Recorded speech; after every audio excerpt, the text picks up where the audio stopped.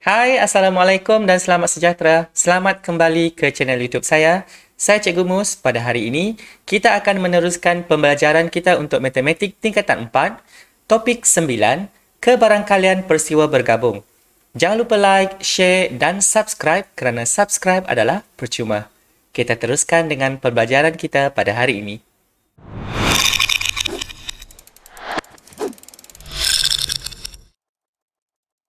Okey, so pertama sekali, bagaimana anda nak membezakan peristiwa bersandar dan peristiwa tak bersandar? Itulah kita punya hasil pembelajaran hari ini. Peristiwa bergabung. So, hari ini kita akan tengok bersandar dengan tak bersandar. Untuk bersandar, cerita dia peristiwa A dan peristiwa B ialah peristiwa bersandar sekiranya peristiwa A mempengaruhi kejadian peristiwa B. Okey. Kemudian peristiwa tak bersandar, peristiwa A dan peristiwa B ialah peristiwa tak bersandar jika peristiwa A tidak mempengaruhi kejadian peristiwa B dan sebaliknya. Okey, itu maksud peristiwa bersandar dan peristiwa tak bersandar. Kalau kita tengok definisi daripada bahasa Melayu sekalipun, bersandar ini macam contoh awak bersandar dekat dinding. So, maksudnya awak itu bergantung dengan dinding. Kalau tidak ada dinding dekat belakang itu, awak akan jatuh ke lantai. Macam itu. So, maksudnya bersandar. Dia mempengaruhi. Dinding itu mempengaruhi keadaan awak berdiri itu. Kalau awak berdiri itu tidak ada dinding, macam awak sengit-sengit, awak akan jatuh ke lantai. So, dia mempengaruhi. Kalau tak bersandar, tak mempengaruhi. Okay, itu kata kunci. Saya sudah highlightkan dekat situ. Okey, kemudian kita tengok rangsangan minda 2. Aktiviti ini tak dapat buat dalam kelas. So, saya tunjuk sahaja dekat sini. Tujuan aktiviti ini adalah untuk membezakan peristiwa bersandar dan peristiwa tak bersandar. Okey, lembaran aktiviti. Kotak P mempengaruhi 5 keping kad berlabel dengan huruf R, U, A, N, G. So, maksudnya dekat sini, di dalam satu kotak, kotak P, kita ada 5 kad. Dan kad itu berlabel R, U, A, N dan G. 2 keping kad dipilih secara rawak dari kotak P, satu demi satu tanpa pemulangan. Yang ini kita dah tengok minggu lepas, macam mana kita nak menyenaraikan ruang sampel untuk peristiwa bergabung ini.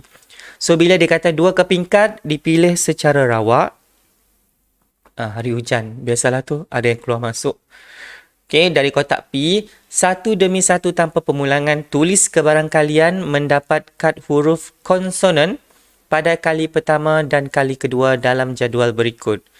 Okey, minggu lepas kita cuma tengok menulis ruang sampel. So, yang ini dia dah minta awak tulis kebarangkalian. Kemudian untuk kes 2, maksudnya dekat sini kita tengok dulu kes 1 lepas ini, lepas tu baru kita tengok kes 2. 2 keping kad dipilih secara rawak dari kotak P satu demi satu dengan pemulangan. Itu syarat dia dengan pemulangan. Kad pertama yang dipilih dicatatkan hurufnya dan dikembalikan ke kotak P sebelum kad kedua dipilih. Okey, faham maksudnya? Awak ambil satu kad, lepas itu awak tulis kad apa yang awak dapat, kemudian awak masukkan balik ke dalam kotak. Tulis kebarangkalian mendapat kad berhuruf konsonan pada kali pertama dan tulis kad kedua dalam jadual berikut. Okey. So, jadualnya ada dekat sini. So, kita tengok dahulu untuk kes 1. Lepas itu, syarat yang diberi ialah tanpa pemulangan. Oh, ini adalah rumus untuk mencari kebarangkalian. Awak sudah tengok rumus ini. PA maksudnya probability of peristiwa A, kebarangkalian peristiwa A, sama dengan NA maksudnya bilangan peristiwa A bahagi NS, bilangan ruang sampel. Okay, so untuk kali pertama, kita tengok dulu. Di dalam kotak P itu tadi, kita ada huruf R, U, A, N dan G. So, bila kita nak cari kebarangkalian, apakah peristiwa? So, peristiwa kita dekat sini adalah kebarangkalian untuk mendapat huruf konsonan. So, huruf konsonan yang pertama, huruf konsonan yang kedua dan huruf konsonan yang ketiga. So, kita ada 3 huruf konsonan. Lepas itu, kita punya sampel, ruang sampel kita ada 1, 2, 3, 4, 5. So, kita dapatlah 3/5. So, ini adalah kebarangkalian untuk mendapat huruf konsonan dalam cabutan yang pertama. Okey, so sekarang ini awak sudah ambil huruf konsonan daripada kotak P pada kali pertama. Awak dah ambil. Kemudian awak tahan. Sebab dekat sini dia kata tanpa pemulangan. Okey, so bila tanpa pemulangan, katakanlah pada cabutan yang pertama awak dapat huruf R. Okey, katakanlah awak dapat huruf R. Kemudian untuk cabutan yang kedua, yang tinggal di dalam kotak P, kita cuma ada U, A, N dan G. Sebab huruf R tadi awak genggam saja. So, untuk cabutan yang kedua, awak ambil guna tangan kanan. So, kita masih guna rumus yang sama. So, sekarang ini, kita punya peristiwa adalah peristiwa huruf konsonan. So, bilangan huruf konsonan dekat sini adalah 1, 2. So, bilangan huruf konsonan ada 2. Kemudian, bilangan sampel kita dekat sini adalah 1, 2, 3, 4. So, dapatlah dekat sini, kita guna rumus yang sama. Kebarangkalian untuk mendapat konsonan pada cabutan yang kedua ialah 2/4. Ataupun awak boleh permudahkan dapat 1/2. So, kita tengok untuk kes 2. Untuk kes 2, 2 kepingkat dipilih secara rawak dari kotak P dengan pemulangan. Okey, ini syarat yang diberi dengan pemulangan. Okey, setiap kali kita nak menentukan kebarangkalian suatu peristiwa, syarat itu dahulu kita perlu ambil kira. Kita perlu tengok syarat apa yang diberi. Okey, kad pertama yang dipilih dicatatkan. Okey, tadi saya sudah baca, kita terus tengoklah dekat sini. So, untuk kali pertama, kes 1 tadi cerita lain. Dia tak ada kaitan dengan kita punya cerita yang kedua. Sekarang ini kita dah berada dekat cerita kedua. So, di dalam kotak itu masih ada huruf R, U, A, N dan G. Okay. So, dekat sini peristiwa kita ialah peristiwa mendapat huruf konsonan. Huruf konsonan 1, 2, 3. So, bilangan untuk mendapat huruf konsonan adalah 3.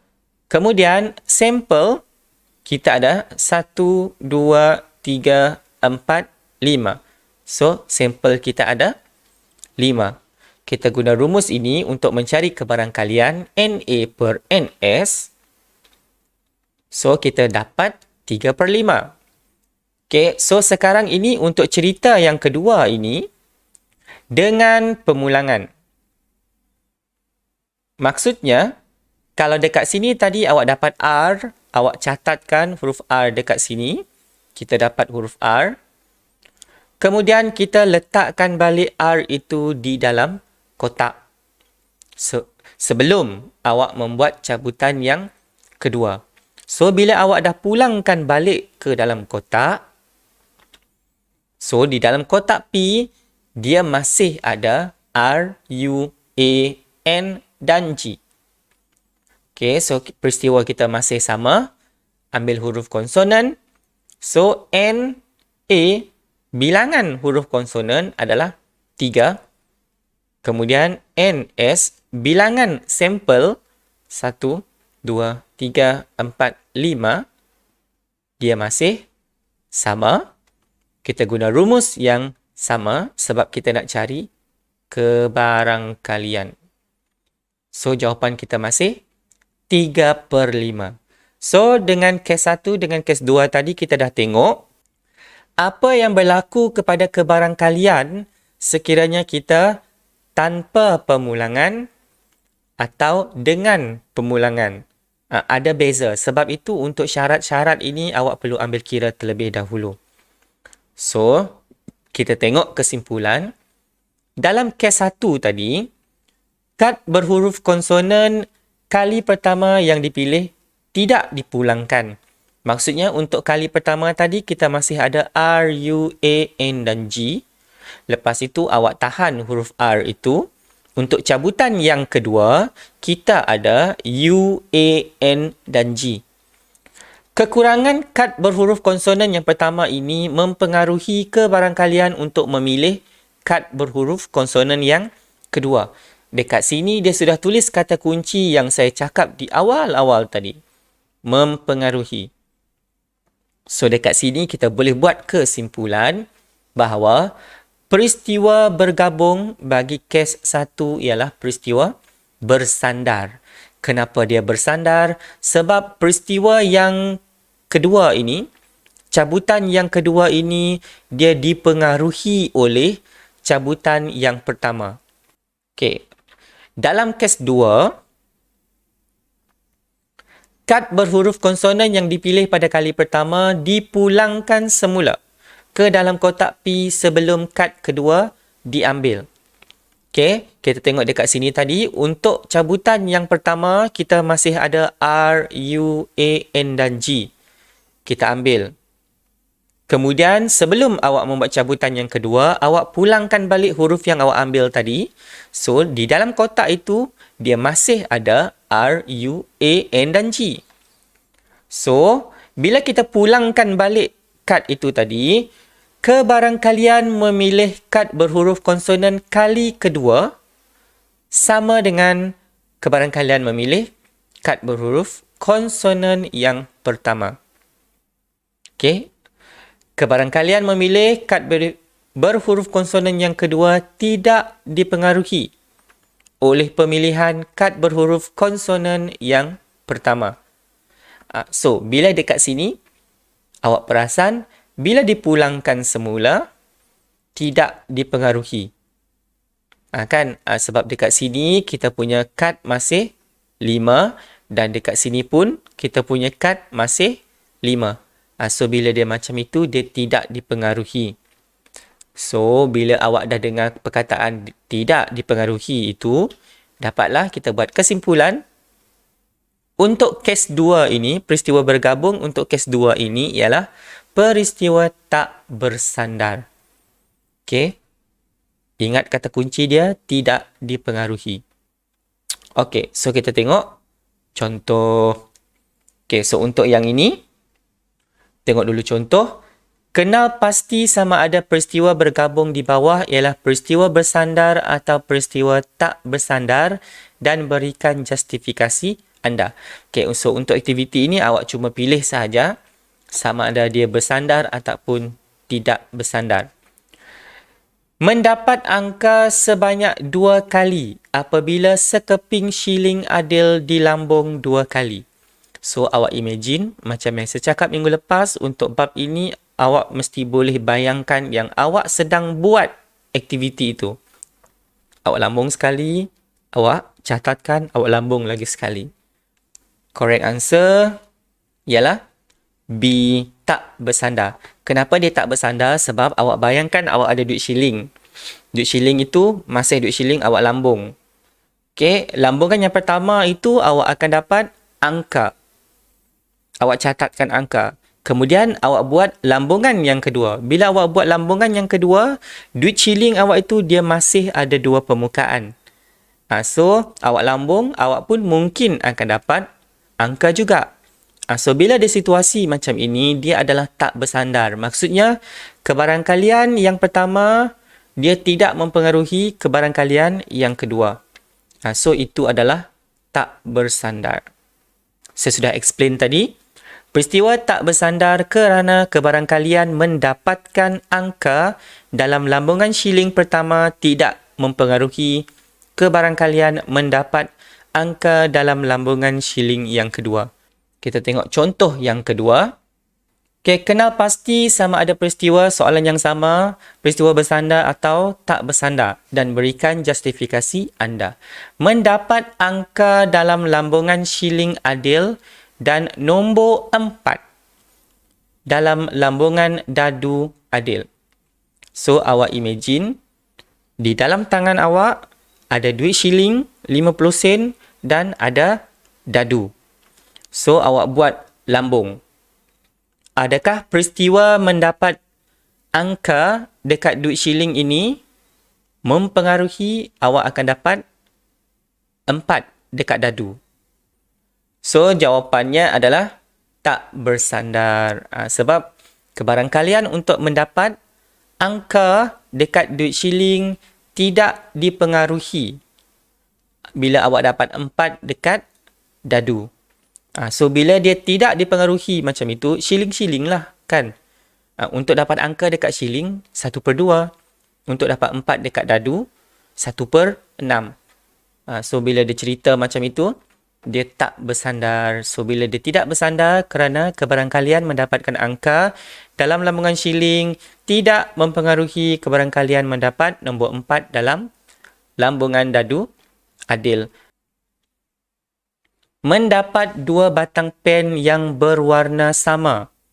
Apabila 2 batang pen dikeluarkan satu demi satu dari bekas yang mengandungi 3 batang pen merah dan 2 batang pen biru tanpa pemulangan. Okey, kata kunci dia dekat sini adalah tanpa pemulangan. So, awak imagine kalau tanpa pemulangan, apa yang berlaku? So, ada 3 orang dapat jawapan A dan seorang bagi jawapan B. Okey, jawapan yang sebenar adalah A. Okey, kenapa A? Kita tengok dekat sini. Dekat sini tadi, kita ada dalam satu kotak, kita ada 3 batang pen merah dan 2 batang pen biru. Okey, bila awak ambil, okey, kalau merah, kita tengok kebarangkalian kita dekat sini tadi, merah ada 3. Biru ada 2. Okey, saya ambil contoh merah lah, senang. 3/5. Kemudian, dia kata dekat sini, tanpa pemulangan. Bila tanpa pemulangan, so untuk cabutan yang kedua, kita tadi dah dapat pen merah kan? Dia kata dekat sini tanpa pemulangan. So, kita tak pulangkan pen merah itu. Bila kita tak pulangkan pen merah itu, untuk cabutan yang kedua ini, pen merah kita cuma tinggal 2. Kemudian, pen di dalam itu tinggal 4. So, kebarangkalian untuk dapat pen merah dalam cabutan yang kedua, 2/4. So, bila kebarangkalian dia berbeza macam ini, ini adalah peristiwa bersandar. Okey, kerana untuk kebarangkalian untuk mendapat pen merah yang kedua dipengaruhi. Kebarangkalian untuk mendapat pen merah yang kedua dipengaruhi oleh yang pertama tadi. Sebab kita tidak pemulang pula. Sebab kita tidak pulangkan balik tanpa pemulangan. Mendapat 2 keping kad berhuruf sama apabila 2 keping kad dipilih secara rawak daripada kad berlabel huruf B, A, I, K. Satu demi satu dengan pemulangan.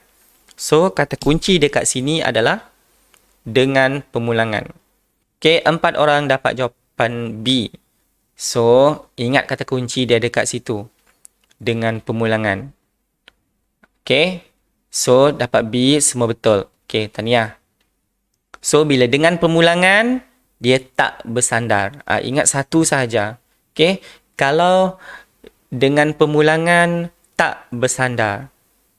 Tanpa pemulangan, bersandar. So, awak ingat satu sahaja. Kalau awak ingat dengan pemulangan, dia ialah bersandar. Ingat itu sahaja. So, dekat sini, peristiwa tak bersandar kerana kebarangkalian kad pertama yang dipilih tidak mempengaruhi kebarangkalian kad yang kedua. Dia sama macam contoh yang saya bagi di awal-awal tadi. Bila awak pulangkan balik, Di dalam itu, bilangan kad dia masih sama dengan bilangan kad cabutan yang pertama. Okey? Kesimpulan. So, untuk kesimpulan, kita cuma belajar dua benda. Yang pertama, peristiwa bersandar dan peristiwa tak bersandar.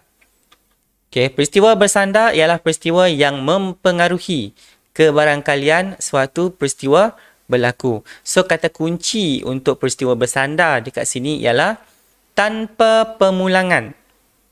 Itu kata kunci dia, tanpa pemulangan. Kemudian, untuk peristiwa tak bersandar ialah peristiwa yang tidak mempengaruhi kebarangkalian suatu peristiwa berlaku. So, untuk kata kunci peristiwa tak bersandar ini adalah dengan pemulangan.